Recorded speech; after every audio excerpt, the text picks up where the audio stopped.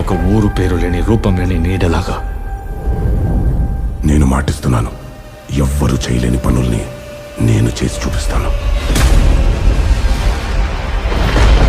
ఎవ్వరూ పోరాడలేని యుద్ధాన్ని నేను పోరాడతాను.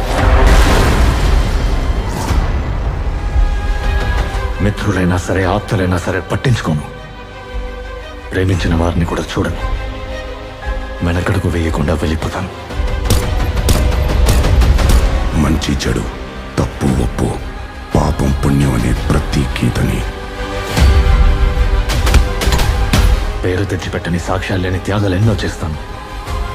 దాని ఖరీదు నా ప్రాణమైన, చివరికి నా ఆత్మైనా సరే చెల్లిస్తాను.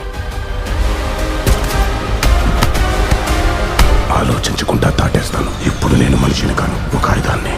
యుద్ధంలో ఆయుధాన్ని చస్తా లేదా చంపుతా.